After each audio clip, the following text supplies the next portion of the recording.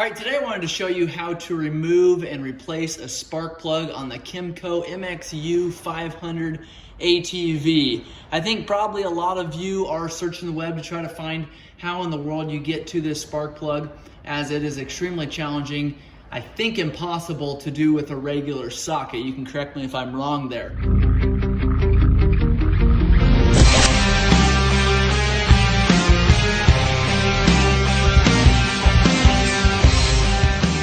You have to use the tool that Kymco sends with your toolkit. It consists of a wrench that looks like this here, or a socket that looks like this, and also a socket that looks like this.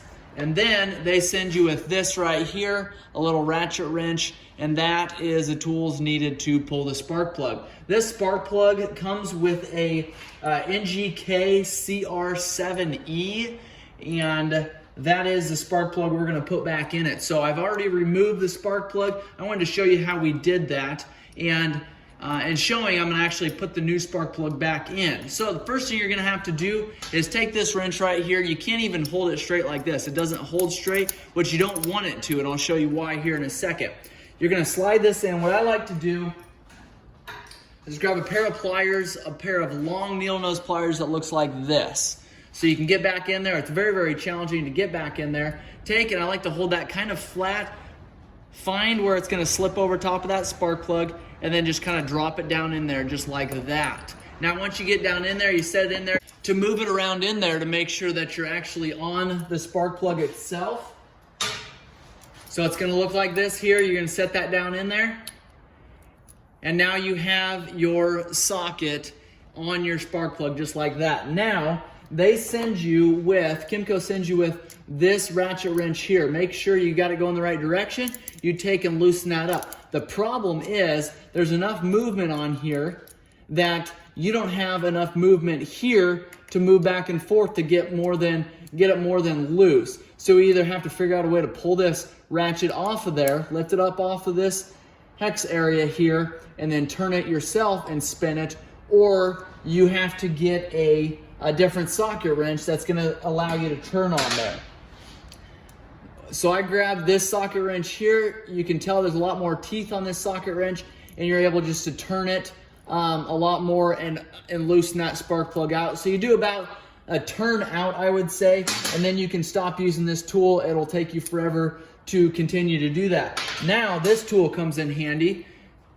Using your needle nose pliers, go back there, grab this socket off of there, because it's hard to get your fingers in there to do that. You grab this tool here, slide it over top, make sure it sits into place.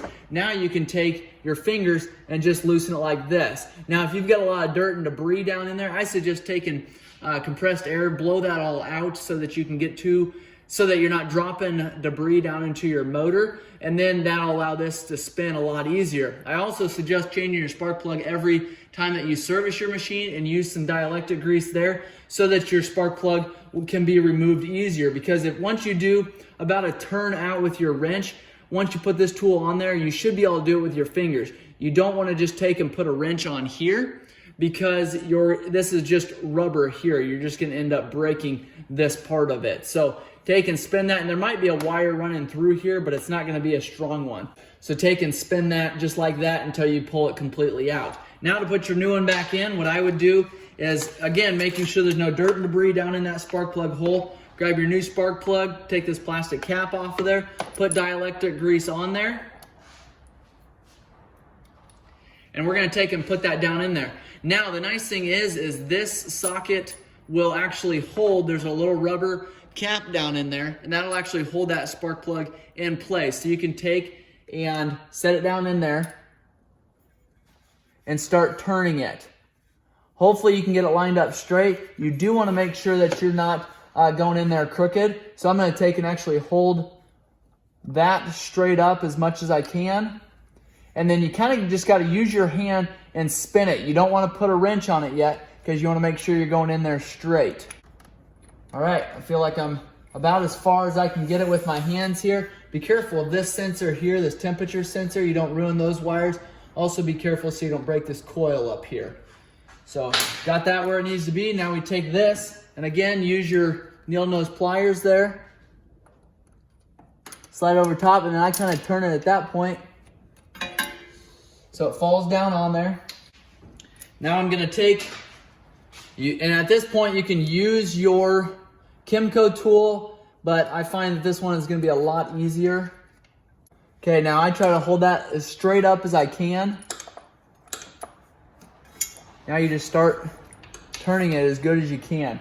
Now, the other thing that I had to do with pulling this out, I had to actually take and hold this because there's so much movement in how, and this is an extremely cheaply made socket.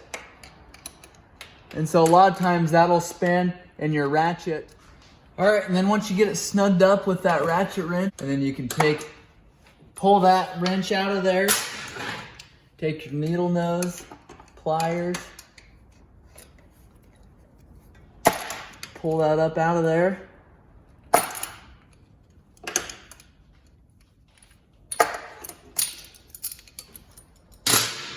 Then take your cap there, slide that into position. And you will hear a snap. If you don't hear that snap, you're not in all the way. So you can kind of feel the teeth on that cap slide in, or that teeth on the spark plug slide into place there. There you go. Make sure that's secure. Put our panel back on there, and then go ahead and put the seat back on. So I'm gonna do a video of an overview of this four-wheeler, show you how to service it, do a review on it, show you just a handful of different things on this machine. But I wanted to specifically show you how to change that spark plug without removing that fuel tank. If you did remove that fuel tank, possibly add a little bit of time, but would be a little bit easier. You're able to get that socket down in there a little bit easier and keep things straight. So thanks for watching. Make sure you check my channel for the video on the service on this machine and hundreds of other service videos on different four-wheelers and motorcycles. Thanks for watching.